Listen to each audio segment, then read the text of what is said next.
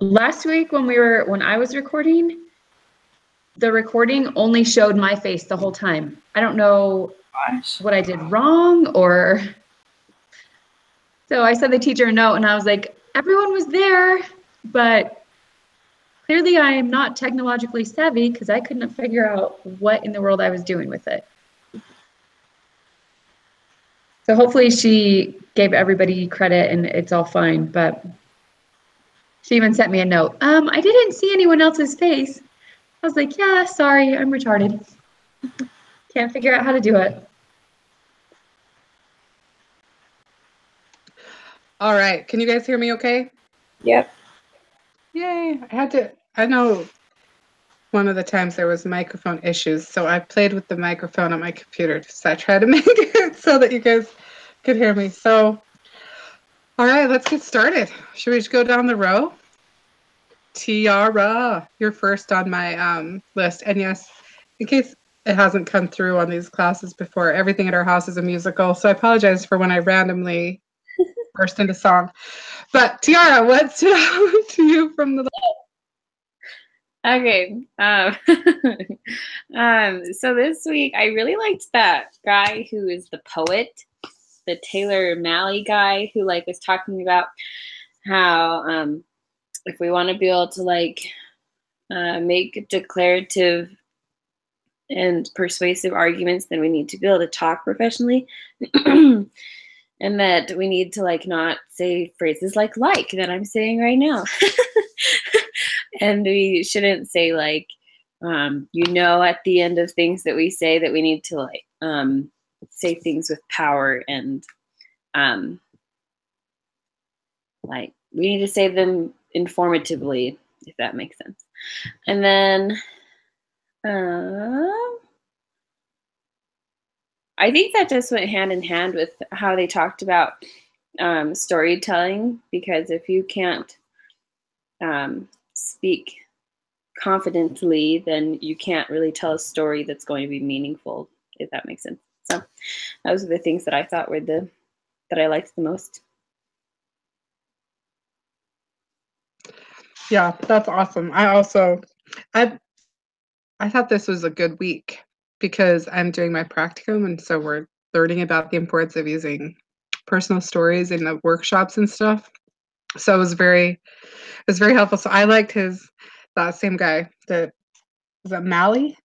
Yeah. Anyway, awesome. So thanks, Tiara. Terry? Jeannie, who are you taking your practicum with? Openshaw. Oh, okay, I had Sister Beale. I'm sure yours is. I have Openshaw too. You do? Mm-hmm. It's not bad. Later. Yeah.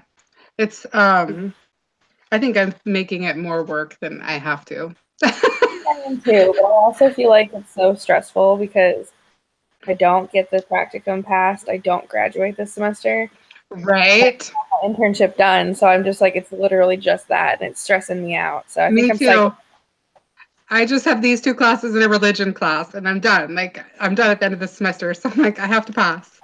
And then my husband says, C's get degrees, and I'm like, that's not helpful. That's kind of my motto at this point. I'm a little over in my head, so C's get degrees. That's funny. All right, Terry, you're up. Okay. So I think I liked a lot, but I'll narrow it down. My favorite thing was comparing the 2 videos of the case in Iowa. Just because, wow. So first of all, the thing I noticed about the first video with the cute young guy who was basically sharing a testimony was that he only appealed to authority. And that's one of the things that I think it was last week when we watched that TED Talk about the guy who talked about evaluating research, and he said the weakest argument you could ever have is to appeal to authority because not everyone agrees with the same authority that you do. So in a court of law, God is sadly not the greatest authority to appeal to. And so his whole argument was just on that. And not only that, but he was pretty condemning in the way he talked. So I found it a little offensive. Anyway, And then the second video, he illustrated like what we've been talking about this week, where he definitely told a story. Not only that, but it was a personal story. And so his argument was a lot easier to receive. I mean, fundamentally, I still disagreed with some of the things he said, but just like comparing the two, what initial impressions did you get? I was much more willing to listen to the second kid than I was the first kid. And that's coming from someone who is considered very Christian. So that was like really eye-opening to me, and I really enjoyed comparing them.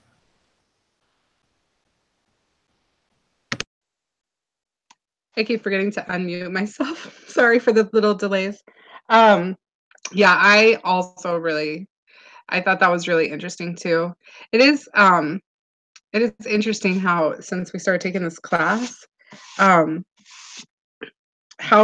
differently I think about things now. And like, I replay conversations I've had with people before as I read the lessons. I'll remember a conversation that I had with someone and I'm like, oh, I maybe should have handled that differently, handled that with a different approach, because I recognize now I handled that all wrong. So maybe I should have taken this class when I was younger. Anyways, but thank you, Terry. All right, Katie. Which one?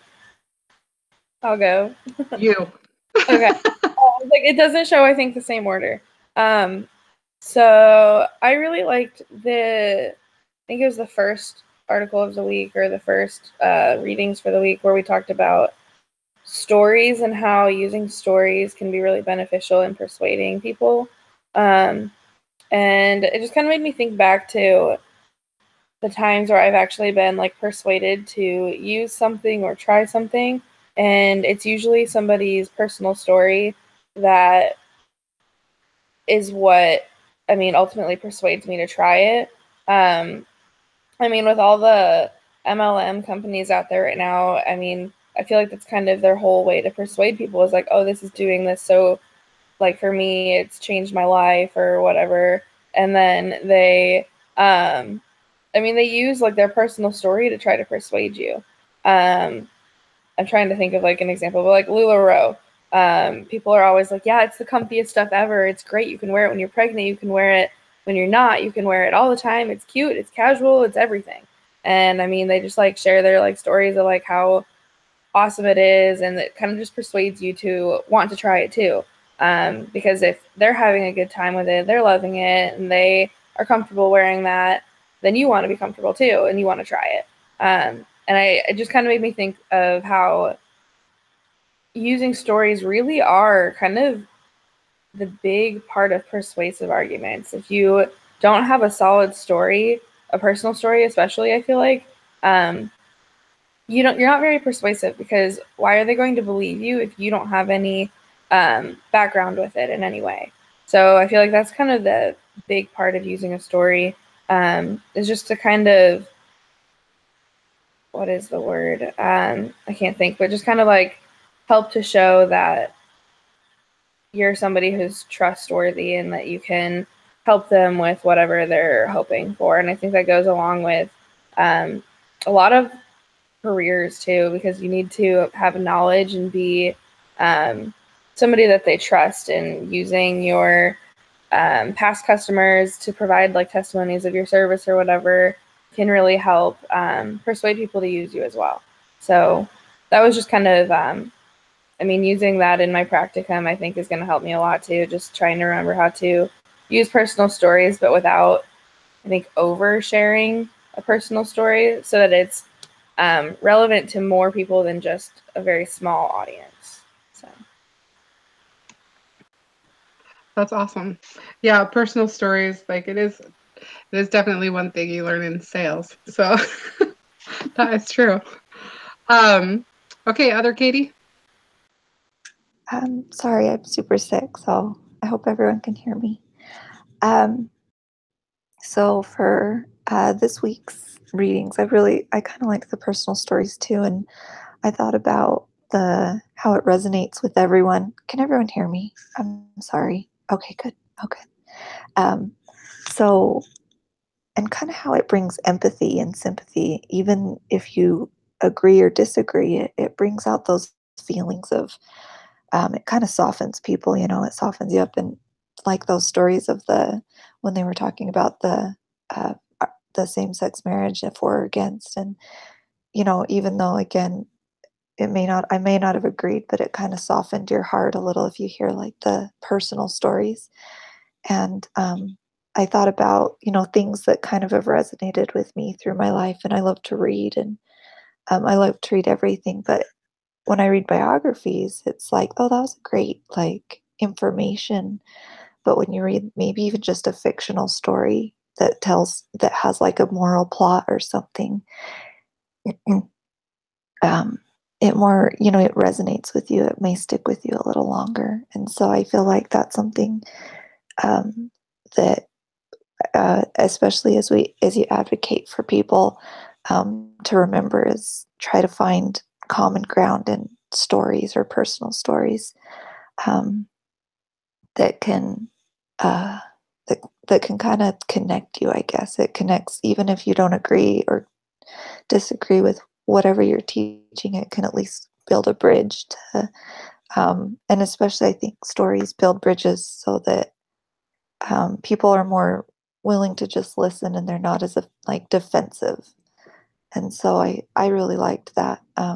I thought that was really great, and it's something that I probably struggle with in my life too, is I kind of keep to myself, my personal self. So it's interesting that, you know, to advocate, you definitely have to get out there and be more personal, but not, you know, you have to walk that line. But, you know, I really liked that those stories and how statistics are great, but most people aren't going to remember those statistics.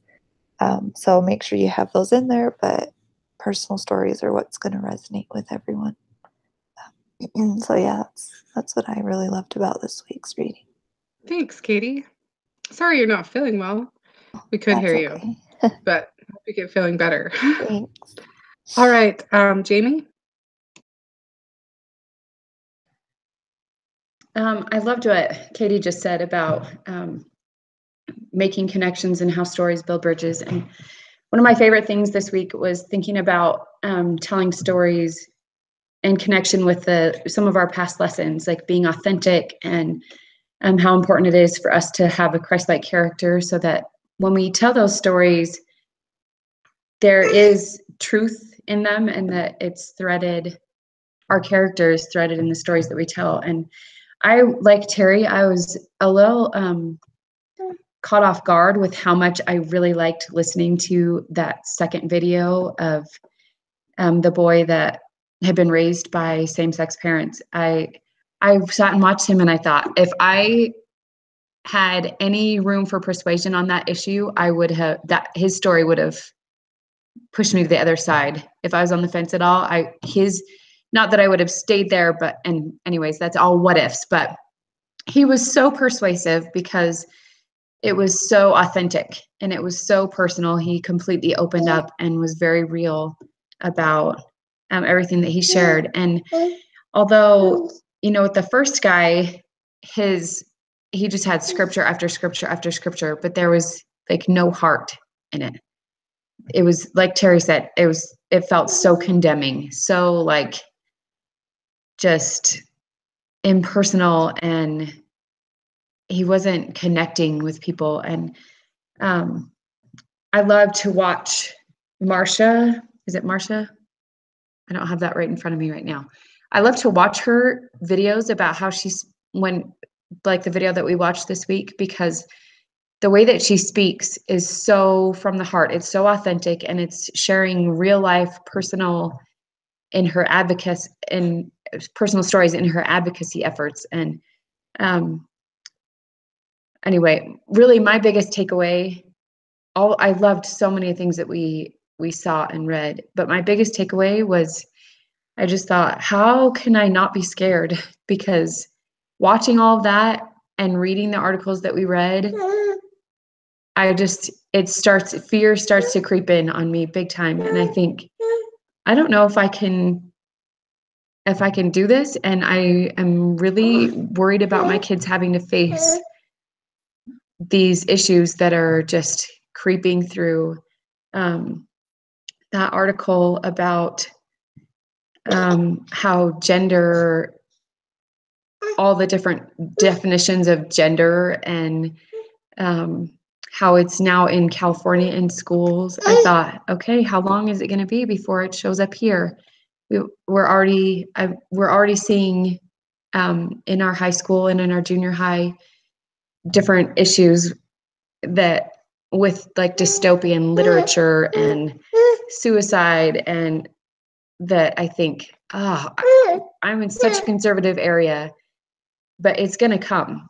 And when those issues come, am I going to be strong enough to advocate? And so when I watch Marsha and listen to the things that she's experienced and the tactics and the tools that she has to advocate, I think I've got a lot more learning to do and a lot more kind of strapping on my boots and getting to work instead of my natural tendency of, putting my head in the earth and being the ostrich that says, it'll all just go past me. I can ignore it, right? So. Awesome. Thank you. Yeah, it is interesting when you start seeing things creep into your own life, into your own town, your own school. We had one of our English teachers in our high school that my kids would go to if they didn't go to charter, where she had the students read Chocolate Like Water. That's what it's called. It's the where she bakes and her emotions are baked into the food. Anyways, it's a little bit erotic. And my bishop's wife's son brought it home and she was like, why are you reading that book? And so she got to have an experience kind of making change. And I was talking to her about it a few weeks ago about that experience and her writing a letter and making change. And now they don't, they're not reading that book. There's other books that they can read that have they can learn from. They don't need that one. So I think I'm paying more attention since I've been in this class at how other people are making a difference. And my favorite of all the stuff that we watched, my favorite part of the week was Marsha Barlow's talk that she gave at Harvard, when she gave that 5-minute talk that she gave at Harvard. Because her story, that whole story about motherhood and taking motherhood back, and the way that she told that story was so compelling, and it really inspired me to maybe be a better storyteller, to be able to move people in that way, because it was, and then just her courage to give that talk to an audience that wasn't going to be friendly. I was listening to her on my headphones. My husband was studying in our room also, and I laughed out loud at the end when she said at the end of it, it was crickets. And I laughed and I thought, well, that's a true sign of that you've connected, because whether or not the people in that room wanted to be moved by what she was saying, their lack of a response of something that was so opposite what they believed, I think shows that she did, she made a connection with them. So that was my favorite part of the whole week. I thought a lot of it was really good. I also liked the examples from Iowa, and I just liked all of the just the different readings, just the different I liked the storytelling part more than the third person, the prose part of the lesson. That's necessary, but I really liked the storytelling part. I felt like also maybe it's because for those of you that are also, I think we're all pretty much right at the end of our degree. We've done so much academic and APA writing, and you don't have anything personal in APA writing, take out all of your I's and you keep it so academic. So it's kind of nice to be doing something where you kind of get to bring back in some of the personal stories and make connections instead of having it just be, Hamlet did this, whatever. So that was my thoughts. So we kind of went through it fast today. We're getting better at this. But we probably need to take a few more minutes just to make sure we're hitting our time limit. So on the questions that are suggested that we can talk about, there was one question that said,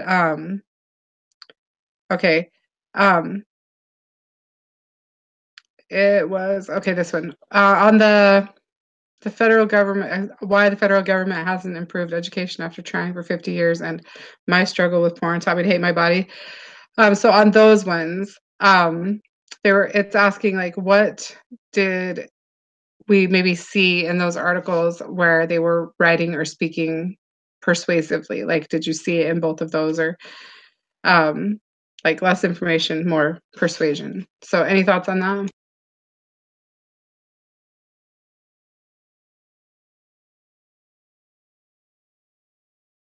Don't everybody unmute at once. When I read the pornography article, I just got so caught up into it that it wasn't until afterwards, so I went back and scanned through it. I thought, there's not a lot of statistics in here. It doesn't say, this many people are involved in it, or this is when it statistically starts. She shares when she was exposed to it, and that's a typical age, at age 8. But her story, what really was story. It wasn't a lot of statistics thrown at you. And I thought about how much more powerful that was than seeing another article with a bunch of statistics, because as much as I appreciate them right now in our class, we've seen a lot of statistics, and I feel like, okay, now I really want to see heart, and that's what her article was to me, was, okay, now we're seeing how the statistics actually affect people. So I loved that, just thinking about her article in that way. Yeah, I agree. I thought the same thing. Like, her story was just, it was just a good story, and it made me, I don't know, like you were connecting with her story, and it didn't really matter what the statistics were, because that was her personal experience. Anybody else have any thoughts on that, or we can go to another question? Yeah, I was thinking, so the other one, I felt like they kind of represented both the extremes. So the one about pornography was all heart, and then the one about education was very, very loaded with stats. And funny enough, there weren't like any hyperlinks, which is something, well, there were some, but not nearly enough for all of the things that she was stating. That was my first impression. I don't know, I'm skeptic. So basically anytime someone shoots out a statistic, there better be a link to something. Anyway, and so, but she does use some persuasive statements, like she kind of makes it, well, it's like anytime she has a 1-sentence paragraph is when she's like actually persuading. So this wasn't supposed to happen. And then considered within that context, the NAEP results are even more troubling. And then the next one. So what do we do? So it was like really, really minimalistic. And I think it would have been easy to make it more persuasive by just adding like one illustration of a child that was struggling. That was right. It was like more informative. Yeah. Yeah. Sorry, I didn't mean to interrupt you, but yeah, that was what I thought too. It was just, it's good information, but like you said, I like links. I like to go out and find out where they got that number, because there's nothing that, as a matter of fact, I think I'm so skeptical now. That's probably a good thing to be a cynic, but in social media, but especially over the past couple of weeks, because I have friends that seemingly fall on every side. I think that the gun control issue right now is like an octagon, maybe. Like, there's so many different sides, and so many people like post all these memes with all these numbers in it, like, how many people have been killed by drunk drivers, and how many things in other countries and whatever. And I'm like, where'd you get your numbers? That's what I want to know. I totally love what you're trying to do here, but where'd you get those numbers? So otherwise, don't tell me them. But yeah. Okay, so one of the other questions, let's see, something we haven't already talked about. We already talked about the boys, and see. I have something that I want to talk about. Is it Yeah, okay? go ahead. Okay. So I think I can't remember if I did my discussion post about this or not, but like somewhere in the readings, I remember seeing that sometimes, oh, it was right in this preparation, like third person versus first person. So sometimes third person can be more credible than first person, because obviously if you're telling a personal story, you're biased. It's your opinion. And so I was thinking about how sometimes personal stories can be like our downfall. And I had a really funny example. Well, it's not funny, actually, it's kind of sad. But so I did my internship at the Sutherland Institute last semester, and it's like one of those think tanks that this class mentions. And so I got to talk a lot about family issues with the director there. And she said that one time she was in a room where there was a debate about abortion going on. And there was a girl who had this opinion that she was pro-choice, and she had this like personal story where she started sharing, and she said, you know what? My mom, how did she phrase it? She basically said, like, my mom had an accidental pregnancy with me, and she wanted to get an abortion, but she couldn't. And I wish that she did. I wish that she had that choice. And she like threw it down like it was this ultimate like trump card. Like, yeah, you know what? I'm pro-choice, even though that would have ended my own life. And the director that was telling me this story, as soon as she said that to me, I was like, wait, am I crazy, or does she just lose all credibility? And she laughed, and she's like, no, that's exactly what happened, because sometimes your personal stories are like just ridiculous, you know? I mean, in most cases, no. I don't think I would ever say anything as crazy as that, but I just thought about how that was interesting, how like personal stories are so powerful, but sometimes they're so powerful in the wrong direction that you might seem a little bit crazy. So I was thinking, like, how can I prevent myself from ever telling a story that would help me lose credibility instead of gain it? And I think it's up to having the gift of discernment, because yeah, I mean, just thinking about what stories to share, it's important not to share things that make you seem crazy, because as soon as someone thinks you're crazy, they're not going to listen to anything you say. I don't know. What do you guys think? Or have you ever had that experience where you like try and tell a story and then it just ends up blowing up in your face? So I taught this lady in Washington. I used to live just outside of Seattle for 10 years, and I taught this lady that was a new convert, and she was super. But she was bearing her testimony about how she had paid her tithing and she wasn't sure how things were going to work out. And then she decided to stop off at the casino and she won $500. And how, like, this was such an answer to her prayer. And as soon as you started telling that story about the girl in your class, that's exactly where my mind went, is back to Sweet Elizabeth's story about hitting the slots and winning $500, because now like your whole credibility just went out the window. Like, that story's it's not related, you know, it's not an appropriate story.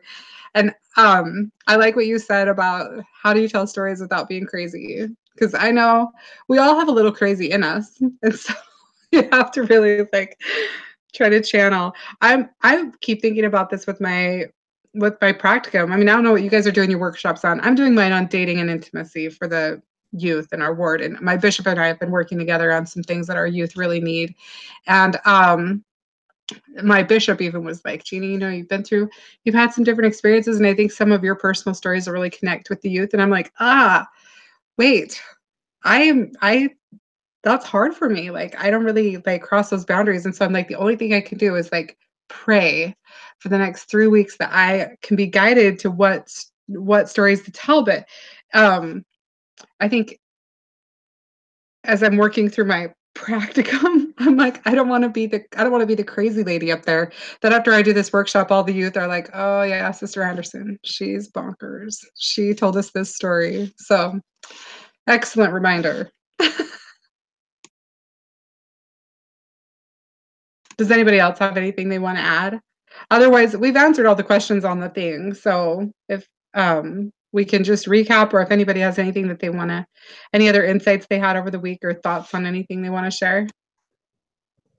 I just had one other thought about what Terry said and what you said about sharing our crazy, because we really do want to be authentic. But I've had experiences with that too. Like I don't know if you have heard this before, but recently I have had people say things to me like, well, statistics show that when you have more kids, like less intelligent people have more children, and people who have a lower level of education. And I have 10 kids, and I think, okay, so if I go around telling people I'm the mother of 10 children, is that going to make me lose credibility?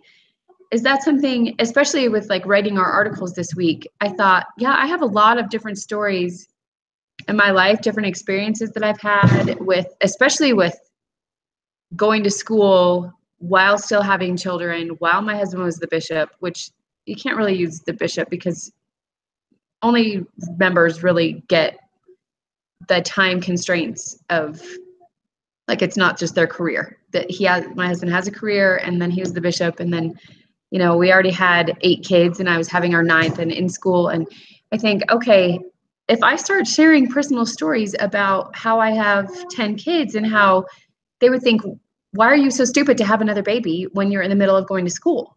Instead, it's not like I can relate to people on this spiritual level where I say, I received direct confirmation that I needed to have another baby, and I didn't want to, but I wanted to do what the Lord wanted me to do. And now on the backside, of course, I love that child and want him in our family, and I'm so grateful for him. But I sure did not want to be pregnant or really even have additional responsibility when I feel like I'm already drowning. I mean, who would have 10 kids in their right mind? Seriously. Without the knowledge and the background of the gospel, how do I even frame that to be any kind of story that people connect with? And so then I'm thinking, okay, so do I have stories that can connect with other people? Because my stories really are so centered around those hard things of the last, like, 6 years. And when we had our 6th baby, I thought, yeah, I can do this. Things were humming, things were orderly. I still felt on top of things. I was tired, but when our 6th daughter was a year old, I was like, all right, kind of feeling like I got this. I can do it. And then the next 4 kids, every single day I feel like I'm underwater, and just half the time my head doesn't come above water. So I guess really what I'm saying is, or what I'm asking really, because I really value your perspectives. I feel like we have such a good group where every time I hear you and I listen to you and we have these meetings, I feel so uplifted, and I feel like you are just so smart. I don't know how else to say that. You're all just very intelligent, and I appreciate your different perspectives. So how can I relate when my life is so unrelatable? I'm in a bubble. I stay at home. I have 10 kids. I haven't worked since my husband and I had our first baby. I feel like I'm just this, I don't know. I don't want to say anything negative, but that's kind of how I feel, is that I just don't have anything to offer in a worldview perspective. And I think you do have a lot more in common with people than I think you are thinking. Because I think even people who don't have 10 kids still feel like they're drowning with like even just 1 or 2 or 3 kids. And I think that all of the things that you're going through are, I think, magnified with 10 kids, but also very, very relatable because you have all these experiences. You probably have more experiences to relate to people than most people do. I don't know. That's kind of my thought. You're telling me like all these things that you don't think are relatable, and I'm sitting here like, I relate to these already. Maybe not with the 10 kids, but I relate a lot already.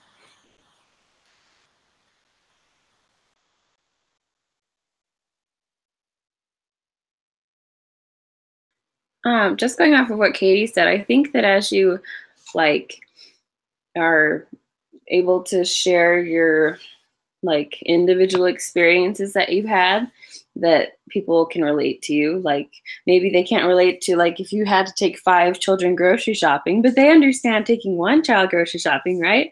And the struggle that can be. So I don't know. I think it makes you more credible, honestly, that you can relate to so many people with like different like situations that come up, because all of your children are different and they've all dealt with different issues. So I think it helps you out more than it hurts you, if that makes sense.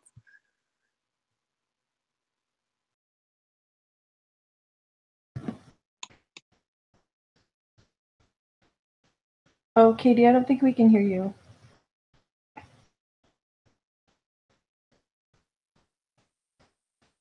Mm-mm.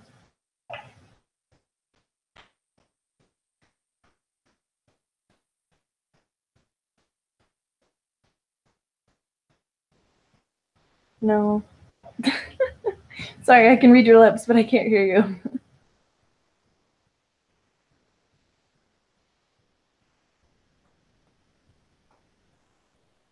Well, okay, I'll steal your comment while you're fixing that. But I was gonna say, I think there's only like very few people, at least in the US, that are mean enough to like discredit someone who has a lot of kids. Because, I mean, it's as easy as like, well, I think, I mean, I live in Utah, so everyone's kind of pretty accepting of having a lot of kids. But when I grew up in Arizona, there was a family that had 6 kids, and I remember a neighbor made a comment that was like, I can't believe she had 6 children. And my mom said, well, how many siblings do you have? And they were like, well, I grew up with 7 siblings. You know, because big families are pretty normal, and like everyone has a big family somewhere in their family. And even my mom kind of was a pioneer of her family, because her family had 3 kids, my dad's family had 4 children, and she had 5. And my both of my grandmas were like, why are you so insane, 5 children? And my mom's not a member, so that kind of added to it. But like, she just said, well, what the heck, how many siblings did you have? And they both came from families of like 8, 9 children. And so I was just making the point that there aren't too many people that discredit people with lots of children. And if they do, they're still kind of the anomaly and kind of going against the grain of what's acceptable. That's what I think. But then again, I live in Utah, so maybe I'm crazy. You can discredit what I'm saying. I'm from Michigan, and I joined the church like 4 years ago, and we live in North Carolina, where I think the average here is like 2 or 3 kids. And I was just kind of thinking, we're all working on our degrees, and I feel like you already have your doctorate degree and maybe even more with raising kids, because you have so much experience. Where, I mean, like if I had a question about raising kids, I'd probably go to somebody with more kids than less, because they have so many more experiences to find some common ground to relate and teach a lesson through some of those experiences. And I mean, like, I'm just thinking, if I were to go and like search for a blog on parenting and like family life in any way, I would probably want to read more about somebody who has more kids than just 1 or 2, just because I know that they've been there and they've done so many different things that they're much more likely to be relatable than somebody who only has like 1 or 2 kids and very limited experiences with those kids. That's true.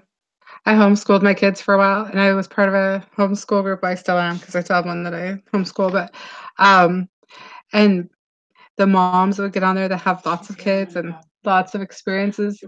I totally would read all of their stuff and take all of their comments, but then there was other ones on there that would be like, so I'm homeschooling my preschooler, and I'm like, you're not homeschooling. You just have a preschooler at home and you're being a mom. So see, there's benefits to having lots of kids. I think I can totally see where you're coming from, though, because I worked. I ran a really big company, and I had a whole different life before I married Derek and had my youngest and became a stay-at-home mom. And like, did a complete 180 in my life.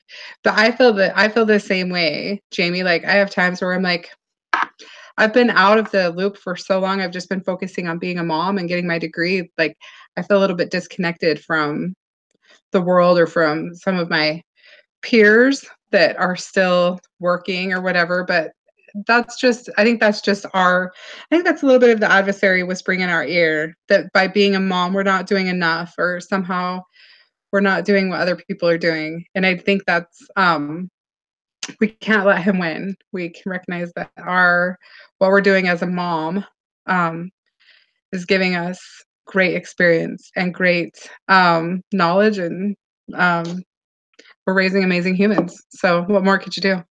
So, all right. Who's taking notes today? I can't even remember. Before we close, can I like talk about one more thing?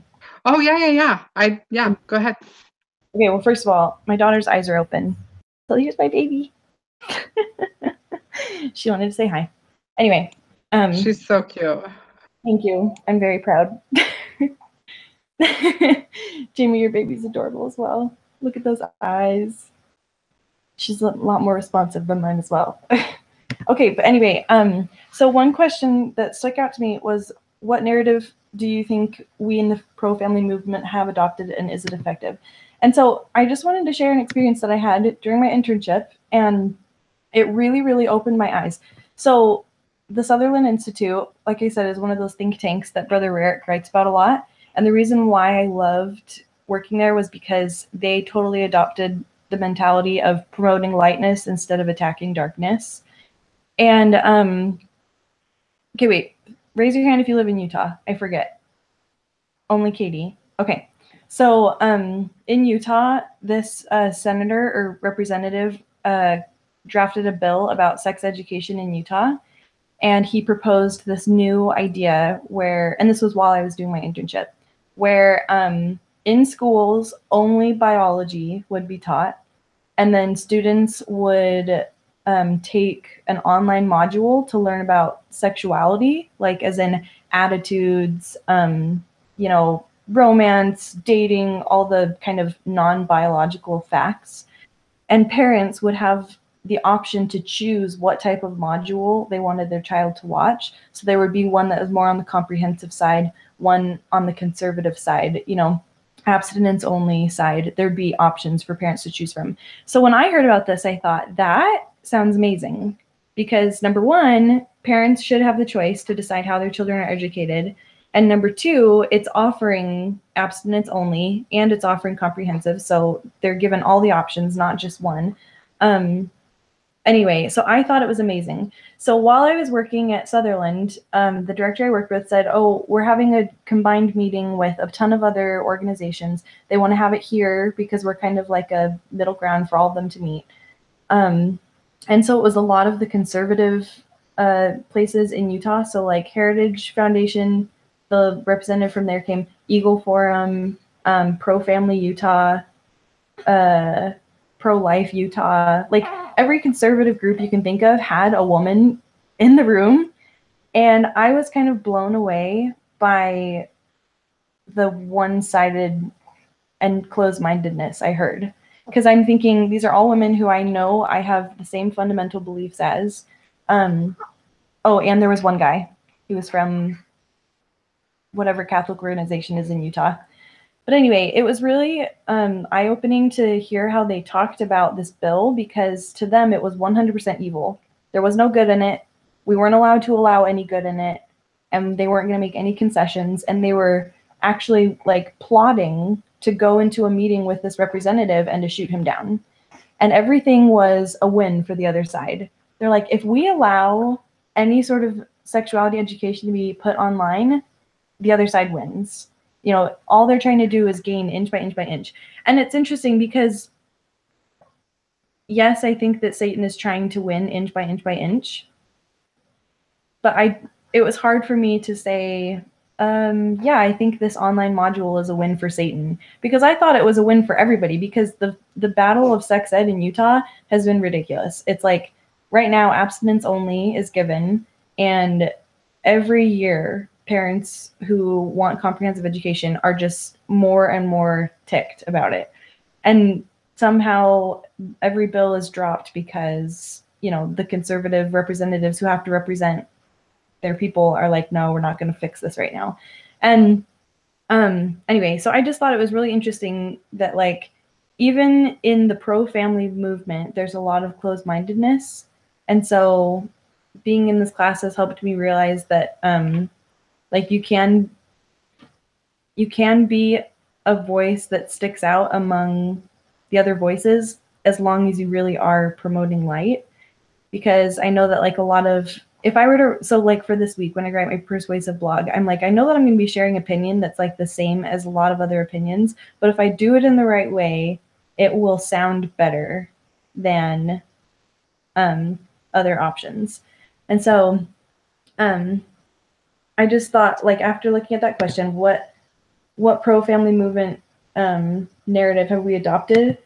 I was just thinking, like, from the example that I've seen in Utah, they've kind of adopted a narrative of, like, fighting evil.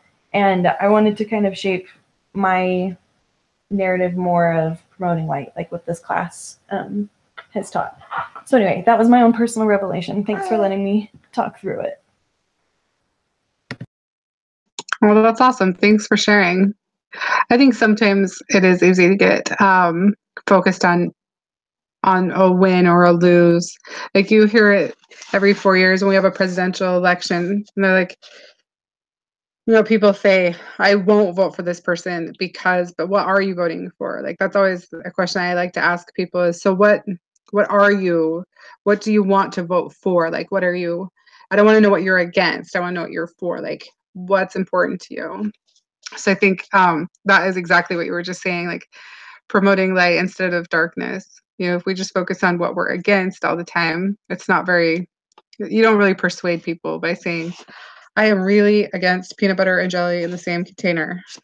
What is happening? Do you put it in the fridge or the pantry? And nobody knows, and we can't agree on it. So, so thank you for sharing your thoughts. That's actually very interesting.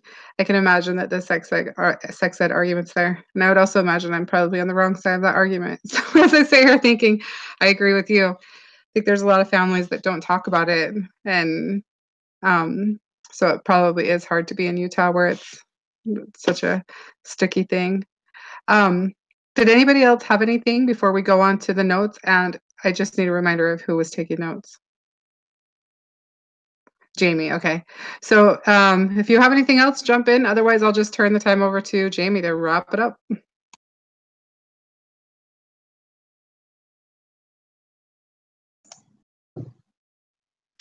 All right, so we started out by talking about the things that stood out to us.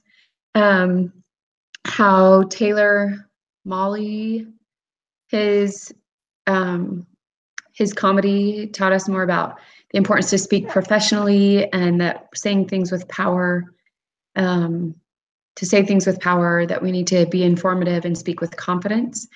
We talked about how the differences between the two Iowa videos, how the first was only really appealing to authority, and it was a weak argument because, or it felt weaker because of that, and how appealing to authority weakens your argument because not everyone agrees to the same authority that you do. And then we talked about the second video, how the young man told personal stories, that he was very persuasive because he was authentic and his argument was easy for us to receive, even when we weren't feeling the same way about the issue because of the way that he presented it. We talked about things that we can do, or the things that we're learning in this class, and how they're helping us to do things differently with being more effective. And let's see. Then we talked about how using stories is persuasive, but we need to keep it relevant to large audiences. So that stories are a big part of being persuasive, and they can help show your credibility, but they can also, destroy your credibility. And then let's see, we also talked about how To advocate, we have to be more personal and open up, and that personal stories help us to build bridges and make connections, that we can find things that resonate with lots of different people. And Katie talked about finding common ground, that we can still, when we share personal stories, that we can still, that helps to bring empathy even if we disagree. I talked about the fear that I experienced every time that I watched these things, but how Marsha Barlow, her courage and the way that she speaks helps us all, and is inspiring. And then Jeannie talked about, same with Marsha Barlow, that it was courageous for her to get up and speak to Harvard, but the way that they responded to her actually showed that she did have an effect on them. We also talked about how we have, especially in our degrees, learned so much and done so much writing that was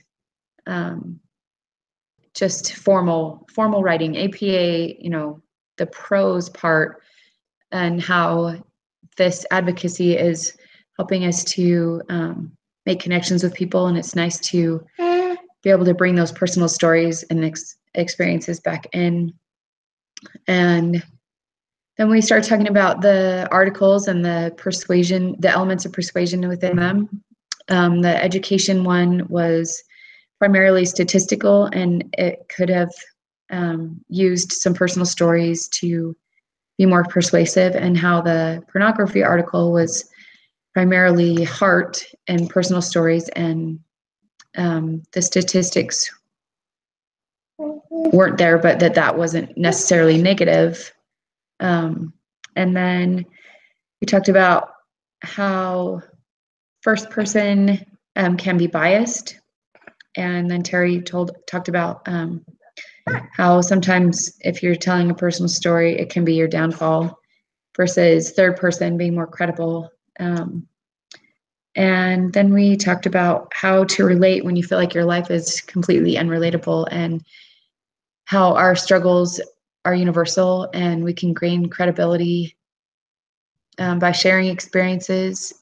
And that I think a lot of your advice to me was that to realize that there are more connections that maybe are right in front of us, and that people can connect to big families or other things in our lives, even if we maybe are feeling like we don't have those connections. But what I got from that was to open up again and be authentic and share the things that we know from our heart. And then Terry talked about how we really need to focus on promoting light, and how, well, you said so many great things that I'm trying to look at my notes and just summarize how that narrative needs to be promoting light instead of attacking the darkness. And even on the pro-family side, that we need to be open-minded and be able to look at all the different ways that we can reframe things, and that we can promote light without limiting ourselves by being closed-minded. So that's what I have.